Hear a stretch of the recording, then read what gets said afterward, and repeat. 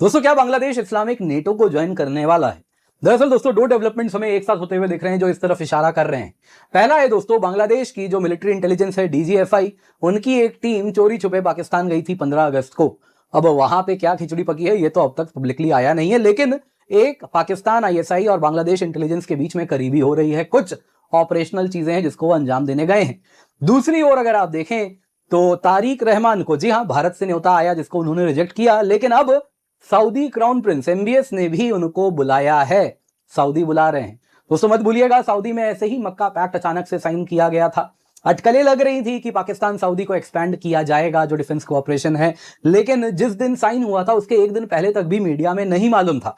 आपको याद होगा मैंने सुबह सुबह जब रॉयटर्स में न्यूज आया तब बताया कि आज साइन होने वाला है और शाम को वो साइन हुआ था। तो क्या कुछ वैसा ही होने वाला है, क्योंकि टर्किश मीडिया भी कुछ उसी तरफ इशारा कर रही है।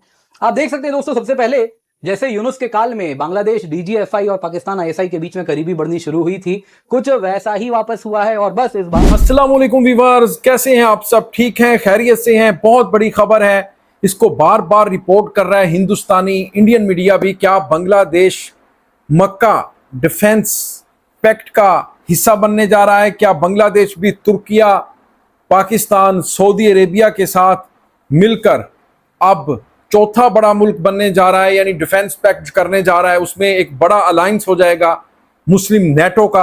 अब ये जो मुस्लिम नेटो है उसमें पाकिस्तान है, तुर्किया है, सऊदी अरेबिया और चौथा मुल्क क्या अब बांग्लादेश है। इसके ऊपर जो इंडियन मीडिया है वो बहुत डीपली कंसर्न है और इंडियन जितने भी बड़े थिंक टैंक हैं वो इसके ऊपर बार बार बात कर रहे हैं, क्योंकि तारिक रहमान जो बांग्लादेश के प्राइम मिनिस्टर हैं उनको रिसेंट एक बड़ा दावतनामा वसूल हुआ है, यानी इनविटेशन। वो किंग सलमान की तरफ से, मोहम्मद बिन सलमान ने उनको कहा है कि आप सऊदी अरेबिया तशरीफ लेकर आएं। अच्छा, ये जो खबर है, ये खबर इंडिया में कयामत बर्पा कर दी है इस खबर ने कि सऊदी अरेबिया जा रहे हैं, मोहम्मद बिन सलमान ने बुलाया है तारिक रहमान को। क्या वो डिफेंस पैक्ट तो नहीं करने जा रहे? हकान फदान आए बांग्लादेश में, फॉरेन मिनिस्टर। और फिर इसी तरह जो तुर्किया है वो भी बांग्लादेश को चाहता है कि वो अपने साथ मिलाए। फिर पाकिस्तान और बांग्लादेश के ताल्लुकात भी बहुत बेहतर हो रहे हैं। तो इसी के ऊपर दोस्तों एक वीडियो क्लिप है इंडियन मीडिया की चीखें, आइए देखते हैं क्या कह रहे हैं। वीडियो बहुत इंटरेस्टिंग है, एंड तक, आखिर तक, अंत तक जरूर देखें। अगर अभी तक आपने हमारे यूट्यूब चैनल एहसान रिएक्शन को सब्सक्राइब नहीं किया तो जल्दी से चैनल को सब्सक्राइब कर लें और बेल आइकन भी प्रेस कर दें। अच्छा, वीडियो को आपने ज्यादा से ज्यादा लाइक करना है, कॉमेंट करना है। लें जी, वीडियो देखते हैं। 3, 2, 1 एंड और शाम को वो साइन हुआ था। तो क्या कुछ वैसा ही होने वाला है, क्योंकि टर्किश मीडिया भी कुछ उसी तरफ इशारा कर रही है। आप देख सकते हैं दोस्तों, सबसे पहले जैसे यूनुस के काल में बांग्लादेश डीजीएफआई और पाकिस्तान आईएसआई के बीच में करीबी बढ़नी शुरू हुई थी, कुछ वैसा ही वापस हुआ है। और बस इस बार तारिक रहमान के टाइम में हो रहा है, तो कोई अंतर नहीं आया है। 6 member team from Bangladesh intelligence body visits Pakistan. आप देख सकते हैं इकोनॉमिक टाइम्स का ये न्यूज है, दीपांजन रॉय चौधरी साहब ने ये लिखा है और पहले भी उन्होंने ये न्यूज ब्रेक किया था। दोस्तों, ये दिखा रहा है ये करीब आ रहे हैं। अब देखिए, अपने आप में जब ये करीब आ रहे हैं तो भी चिंता का विषय है, क्योंकि सेम बीएनपी सरकार जब इससे पहले थी तो यही डीजीएफआई, यही पाकिस्तान आईएसआई भारत को डिस्टेबलाइज करने के लिए बहुत बड़ा खेल खेल रहे थे। अब तक का सबसे बड़ा आर्म्स हॉल बांग्लादेश में पकड़ा गया था और उसमें कौन कौन इन्वॉल्व था? सेम डीजीएफआई, सेम बांग्लादेश की जो इंटरनल इंटेलिजेंस है एनएसआई, उसके ऑफिशियल्स थे जो कि पकड़े गए थे। इसके सिवा इसी बीएनपी के सरकार के लोग थे, जमाते इस्लामी के साथ कोलिशन सरकार थी, उसके टॉप लीडर्स थे, मिनिस्टर्स थे, जिनको आप देखें तो हैंग्ड टिल डेथ ये सजा दी गई थी बांग्लादेश के कोर्ट के द्वारा। हालांकि यूनुस ने सबको छुड़वा दिया है। ये दिखा रहा है दोस्तों कुछ बड़ा हो सकता है, कुछ उस तरफ चीजें हो सकती हैं। अगर आप देखें तो उस तरफ उस समय में उंगलियां तो तारिक रहमान पे भी उठी थी कि वो भी आर्म्स हॉल में इन्वॉल्व हैं, वही मेन कॉन्स्पिरेटर हैं। दोस्तों, यहाँ पे अगर आप देखें तो एक अपने आप में ये चिंता का विषय है, दूसरी तरफ ये डॉट भी है जो कनेक्ट हो रहा है। एमबीएस ने तारिक रहमान को इनवाइट किया है सऊदी अरेबिया स्ट्रॉन्गर टाइज पे चर्चा करने के लिए। और वहीं अगर आप टर्किश मीडिया देखें तो उसमें एक आर्टिकल आया है जिसमें येनी सेफाक, जो कि कोई ऑर्डिनरी टर्किश पब्लिकेशन नहीं है बल्कि एक इस्लामिस्ट पब्लिकेशन है जो कि बड़ा ही करीब है एर्डोगान सरकार का, उसने कुछ दलीलें दी थी कि क्यों बांग्लादेश को इसमें लाना चाहिए, इस्लामिक पैक्ट में, वो इस इस्लामिक नेटो में, मक्का पैक्ट में उसको भी इंक्लूड करना चाहिए। तो दोस्तों, ये कहीं ना कहीं बहुत कुछ बता रहा है और ये समय आ गया है जब चीज़ों को अब टाइटन अप करना होगा। अदरवाइज इनको अगर हल्के में हम देंगे तो इसी प्रकार से ये चीज़ों को कहीं ना कहीं हमारे लिए कॉम्प्लिकेट करेंगे।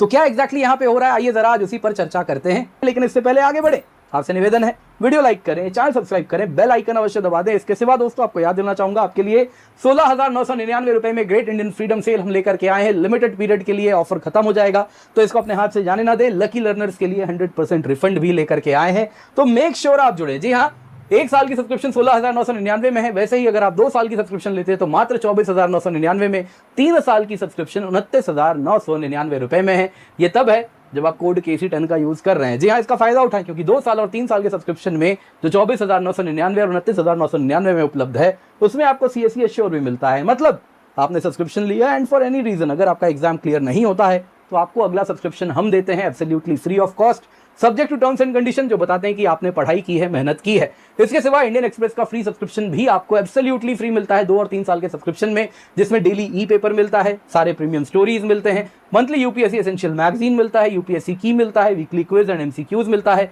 मेंस आंसर प्रैक्टिस भी आपको इसमें मिलता है। तो इसको अपने हाथ से बिल्कुल जाने ना दें। डिस्क्रिप्शन बॉक्स पिन कमेंट में लिंक है, use the code KC10 for maximum discount. आप देख सकते हैं दोस्तों, ये बड़ा ही क्वालिटी कोर्स है, जो कि आप यहाँ पर देख सकते हैं। जिस प्रकार से all India rank 1, all India rank 20 जो हिंदी मीडियम में भी टॉपर है, जो दिखाता है कि इंग्लिश मीडियम हो या हिंदी मीडियम, हमारा जो क्वालिटी टीचिंग है वो आपको एग्जाम में रैंक डिलीवर कराता है। तो आप निश्चिंत होकर जुड़ सकते हैं। 109 से अधिक ऑनलाइन क्लासरूम प्रोग्राम स्टूडेंट्स हमारे सेलेक्ट हुए हैं UPSC सिविल सर्विस एग्जाम में।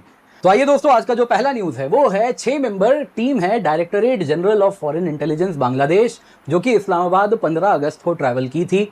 ओपन सोर्स इंटेलिजेंस के हवाले से ऑफिशियल्स का नाम भी है, जिसमें एक कर्नल रैंक के ऑफिसर हैं, एक विंग कमांडर है, एक स्क्वाड्रन लीडर है, यानी एक आर्मी और 2 एयरफोर्स के अफसर हैं, और 3 विदाउट रैंक कोई टीम है जो कि पाकिस्तान गई है। दोस्तों, ये ढाका के हजरत शाहजलाल इंटरनेशनल एयरपोर्ट को अगर आप देखें तो थाई एयरवेज के द्वारा लीव करते हैं, बैंकॉक पहुंचते हैं और वहां से पाकिस्तान भेजा जाता है। क्यों भेजा गया अनडिस्क्लोज्ड है। ISI काउंटर पार्ट से मुलाकात की है।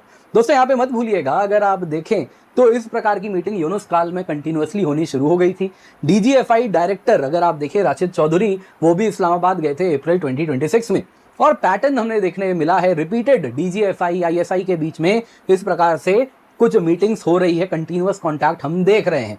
दोस्तों, यहाँ पे अगर आप देखें तो जो 15 अगस्त को ये टीम गई है, जैसे ही वो वहां पहुंचती है, साथ में अगर आप देखें तो एक न्यूज सामने आता है कि तारिक रहमान जो कि भारत आने वाले थे ऐसा कहा जा रहा था, अचानक से न्यूज आता है कि वो नहीं आएंगे। तो टाइमिंग भी बड़ा ऑड है। इसके सिवा जो टीम स्ट्रक्चर है, जो दिखा रहा है कि एक आर्मी के अफसर हैं, 2 एयरफोर्स के अफसर हैं, कुछ सिविलियन स्टाफ है, अगर आप देखें तो ये दिख रहा है कि यहाँ पे जो ऑलरेडी डिस्कस हो चुका है पहले के विजिट्स में, उसको इंप्लीमेंट किया जा रहा है। क्योंकि मिड लेवल ऑफिसर्स हैं, ये बता रहा है कि कुछ जैसा लग रहा है एक आर्मी, 2 एयरफोर्स के अफसर, यानी कि कुछ इंटेलिजेंस, सर्वेलेंस, रिकॉनाइसेंस, कुछ UAV, कुछ मैरीटाइम एयर सर्वेलेंस, इस पर कुछ कोऑपरेशन दोनों करना चाह रहे हैं और उसके लिए ये गए हैं। अगेन ये अटकलें लग रही हैं, क्योंकि आउटकम क्या है, क्या पर्पस था, वो पब्लिकली नहीं बताया गया है। दोस्तों, यहाँ पे अपने आप में ये कंसर्निंग है। पाकिस्तान बांग्लादेश जब इंटेलिजेंस कोऑपरेशन करते हैं तो वो भारत के खिलाफ करते हैं, ये बात ऑलरेडी तय है। और स्पेशली जब BNP सरकार है तो ये होने की संभावना और बढ़ जाती है। कारण है, हमारे पास डॉक्यूमेंटेड एविडेंस है पास्ट का। जी हाँ, बहुत सारे गड़े मुर्दे हैं जो कि अब तक उखाड़े नहीं जा रहे थे, स्केलेटन्स इन क्लोसेट हैं जो कि हम भूलना चाह रहे थे। अगर आप विवेकानंदा फाउंडेशन वगैरह देखें तो वो भी कह रहे हैं कि हाँ, ये जो गड़े मुर्दे हैं इनको नहीं उखाड़ेंगे, क्योंकि दोनों देश को कोऑपरेट करना ज़्यादा आवश्यक है। लेकिन अब देखिए, जो दिख रहा है उसमें ज़रूरी है कि एक बार वापस इस पर भी चर्चा होनी चाहिए। कहानी है दोस्तों 2004 की। 1-2 अप्रैल 2004 को बांग्लादेश पुलिस ने, कोस्ट गार्ड ने एक इंटरसेप्ट किया अब तक का बांग्लादेश का सबसे बड़ा आर्म्स सीजर। इतना बड़ा आर्म्स सीजर की 10 ट्रक में भर के वेपन्स जा रहे थे। भारत इनको भेजा जाना था उल्फा को। क्या क्या वेपन्स था जानते हैं दोस्तों? 4,930 फायर आर्म्स थे, 27,000 से अधिक ग्रेनेड्स थे, 100 से अधिक रॉकेट लॉन्चर्स थे, सैकड़ों रॉकेट्स थे, हजारों मैगजीन्स थे, मिलियन से अधिक राउंड्स थे। ये उल्फा को दिया जाना था। ये चाइनीज वेपन्स थे। कहाँ उतरे थे? तो चिटागोंग यूरिया फर्टिलाइजर लिमिटेड की जो जेट्टी होती है वहां पे, वही चिटागोंग पोर्ट जिसके इर्द गिर्द का SEZ चाइना को दिया गया है अभी रिसेंटली तारिक के द्वारा। दोस्तों डॉट्स कनेक्ट हो रहे हैं। आगे सुनिए, आगे और डॉट्स कनेक्ट हो रहे हैं। जरा सुनिए, ये ऑपरेशन कब हुआ था, किसकी सरकार थी? BNP जमाते इस्लामी की कोएलिशन थी। कन्फेशनल स्टेटमेंट्स हैं जिसमें ट्रायल्स में अगर आप देखें तो गवर्नमेंट के सीनियर फिगर्स इसमें लिप्त पाए गए थे कोर्ट के द्वारा। इंडस्ट्रीज मिनिस्टर जो कि जमात चीफ थे Nizami, state minister for home Babar, जो कि इसी बीएनपी से थे, एक जमात से थे, वो सब इसमें पाए गए थे। डीजीएफआई एनएसआई के ऑफिसर्स इसमें लिप्त थे, लोकल बीएनपी लिंक्ड फैसिलिटेटर्स थे जिन्होंने इसको अंजाम दिया था। आप देख सकते हैं बांग्लादेशी अखबार है, उसका ये कटिंग मैं आपको दिखा रहा हूं। Nizami Babar among 14 to hang 3 top DGFI NSI officials. NSI यानी दोस्तों उनका इंटरनल इंटेलिजेंस, जैसे हमारा आईबी है अंदर के इंटेलिजेंस के लिए, वैसे ही उनका एनएसआई है। अब दोस्तों यहां पे जरा देखिए आप, ये सब जो है बाबर अगर आप देखें तो इसी बीएनपी के मंत्री थे, गृह मंत्रालय इनका जिम्मा था। निजामी इंडस्ट्रीज मिनिस्टर थे जो कि पोर्ट में उतरवा रहे थे, तो वो भी लिप्त थे। और रिपोर्ट्स ये हैं, आप जरा देखें तो जो की कॉन्स्पिरेटर था हफीजुर रहमान, कहा जाता है इसने मजिस्ट्रेट को कहा है, बांग्लादेशी अखबार में आया कि इसने मजिस्ट्रेट को कहा है कि हफीजुर रहमान ठीक एक दिन पहले तारिक रहमान से मिला था हवा भवन में, और वहां पे उल्फा लीडर परेश बरुआ से भी उसकी मुलाकात हुई थी 1 अप्रैल 2004 को, ठीक इसको अंजाम देने वाली सुबह को, जो कि बहुत कुछ बताता है। दोस्तों ये गड़े मुर्दे हैं जो कि आप देख सकते हैं पाकिस्तान के द्वारा वेपन्स भेजा गया था, चाइनीज वेपन्स था, बांग्लादेश का पोर्ट था, उल्फा को ये दिया जाना था, हमारे नॉर्थ ईस्ट को डिस्टेबलाइज करना था। तो क्या चीजें वापस उसी ओर जा रही हैं? जो ये रिन्यूड डीजीएफआई आईएसआई इंटीमेसी है, ये कहीं ना कहीं वही बता रहा है कि पुराने चैनल्स जो कि हसीना ने बंद करवाए थे, वो सैंक्चुरीज जो कि इन नॉर्थ ईस्ट के जो इंसर्जेंट ग्रुप्स हैं उनको दिए जाते थे, जो कि हसीना ने बंद करवाए थे, वो प्रॉक्सी ऑप्शंस जो कि पाकिस्तान के पास था, जो कि हसीना ने बंद करवाए थे, उसको रीओपन करवाने की साजिश रची जा रही है। अब दोस्तों ये अपने आप में चिंताजनक विषय है, लेकिन यहाँ पे और एक डॉट है जो कनेक्ट हो रहा है। सऊदी क्राउन प्रिंस मोहम्मद बिन सलमान ने तारिक रहमान को सऊदी अरेबिया बुलाया है। सऊदी एम्बेसडर ने एक चिट्ठी भी भेज दी है पीएमओ को और कह दिया है कि हाँ हम ऑफिशियली बुला रहे हैं। दोस्तों अगर आप देखें तो ये बातें जुलाई 2026 से चल रही थी और रहमान ने इन प्रिंसिपल एक्सेप्ट भी कर लिया है, सऊदी वो जाने भी वाले हैं, और ढाका ने भी रेसिप्रोकल इन्विटेशन एमबीएस को दिया है। अब देखिए दोस्तों इसमें चिंताजनक कहानी दो है। एक क्या है कि हम भी बुला रहे हैं तारिक रहमान को, वो आ नहीं रहे, वैसे आके ऐसा कुछ देने तो नहीं वाले, उनको लेने ही वाले थे, तो बहुत सारी चीज़ें भारत से मिलनी थी। ठीक है, आपको नहीं चाहिए तो मत आइए, कोई ज़रूरत नहीं है। लेकिन एट द सेम टाइम क्या ये प्रिकर्सर है, बांग्लादेश भी इस मक्का पैक्ट को ज्वाइन कर सकता है? दोस्तों ये अटकलें अगर आप देखें तो और मजबूत इसलिए हो जाती हैं क्योंकि यही बात अगर आप देखें तो टर्किश मीडिया भी कह रही है। 7 अगस्त 2026 को जब मक्का ज्वाइंट डिफेंस एग्रीमेंट साइन होता है तो उसके ठीक बाद टर्किश इस्लामिस्ट डेली है, न्यूज़पेपर है, इस्लामिस्ट लीडिंग रखती है, येनी सफाक, उसमें जो कि अर्दोगन सरकार की बड़ी करीब है, उसमें एक आर्टिकल आया कि क्यों बांग्लादेश को मक्का पैक्ट ज्वाइन करना चाहिए और हम सब चाहते हैं बांग्लादेश इसमें जुड़े।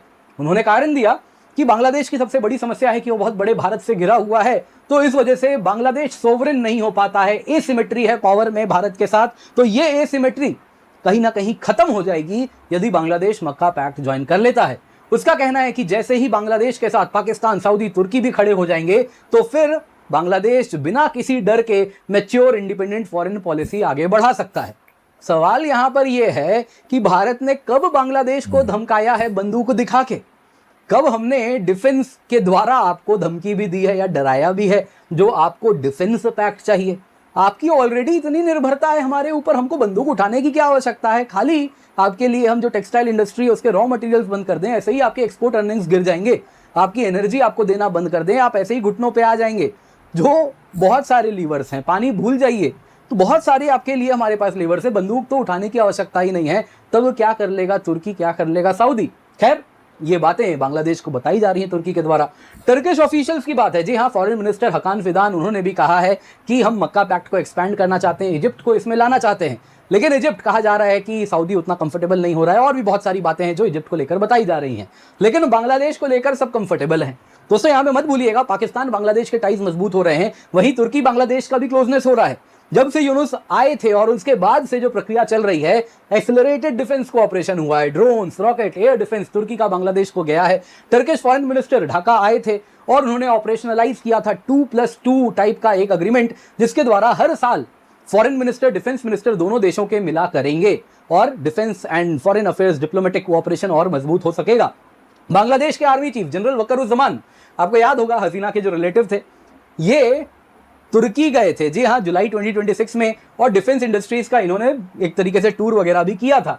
जी हाँ, वकरुज़्ज़मान वही है जो आप ऊपर देख रहे हैं। बस अब क्या है, वकरुज़्ज़मान क्या है कि देख रहे हैं किस तरह। तो नाजरीन, आपने ये वीडियो देखी है, अब देखें कि जो मुस्लिम नेटो की गूंज है उसकी बात हो रही है, बार बार हो रही है कि बांग्लादेश भी मुस्लिम नेटो का हिस्सा बनने जा रहा है। इसके खदशात हैं अब हिंदुस्तान को, अगर ये बन जाता है तो फिर हमारा क्या बनेगा? यानी जो बांग्लादेश का बॉर्डर है 95% वो हिंदुस्तान के साथ मिलता है, तो इसलिए बांग्लादेश को भी चाहिए कि अपने आप को भाई वो सेफ करे। तो ये है असल में इंडियन को प्रॉब्लम कि अगर ये मुस्लिम नेटो में बांग्लादेश चला गया तो भाई हमारी फक्की नहीं बिकेगी। हमसे बांग्लादेश यानी हमें आंखें दिखाएगा, चैलेंज करेगा।